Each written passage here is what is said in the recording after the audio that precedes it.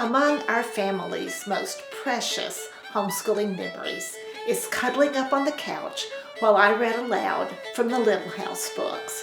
Our family began our homeschool journey in August of 1990. In pencil on the first page of our copy of Little House on the Prairie are these words: Charlene finished reading to children 10/31/90. That was just a few weeks after our very first homeschool day. Eventually, we began taking our children to the places where Laura and her family lived while she was growing up. Even after our children married, Ray and I continued to travel to the places Laura lived. We've been blessed to visit some of them with our grandchildren. Back in 2008, Ray and I made it to the site of the Ingalls Little House on the Prairie in Kansas. The original land where Laura Ingalls Wilder and her family lived is beside a straight road called 3000 Road near Independence, Kansas. In 1870, Laura's pa attached wooden bows to his wagon, and he and Ma stretched canvas over the bows. They and their girls climbed into this covered wagon and left their little house in the big woods of Wisconsin. They rode in the covered wagon to nearby Pepin and then onto frozen Lake Pepin. They made it across safely, but just in time before the spring thaw would have made it impossible to cross on the cracking, melting ice. Day after day, Pet and Patty pulled the covered wagon across the prairie.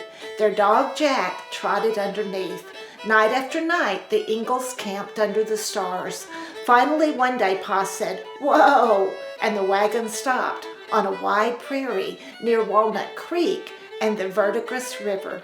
Pa said, "Right here, we'll build our house."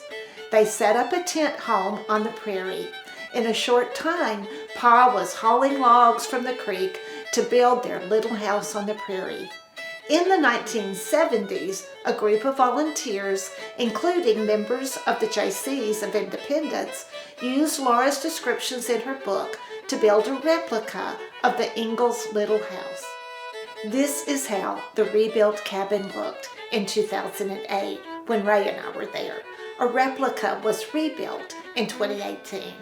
It was in the Ingalls Little House on the Prairie that their neighbor, Mr. Edwards, traveled through the snow to bring the girls Christmas presents. It was here that Dr. George Tan nursed them back to health when they all became ill with what Laura called fever and ague. Tan was one of thousands of Black Americans who settled in Kansas after the Civil War. Tan's grave is in nearby Independence. Laura describes Pa digging a well while they were living in the little house. I don't know for sure if this is the same well, but there is a well on the site. The prairie may have appeared empty when the Ingalls arrived in 1870. The area is still very rural today.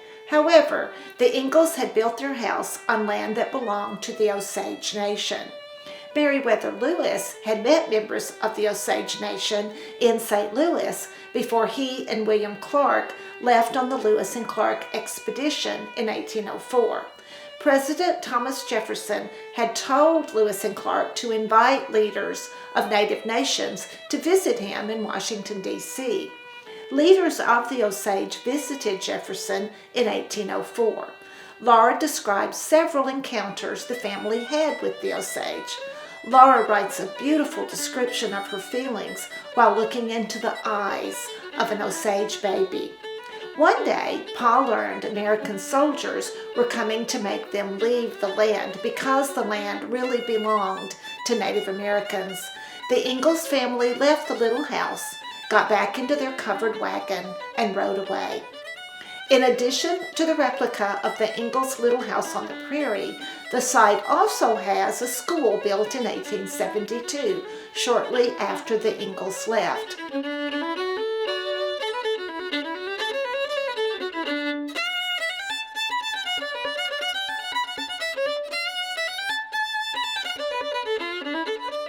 Sunnyside School remained open until 1948. The site also has the one-room wayside post office used from 1885 to 1977.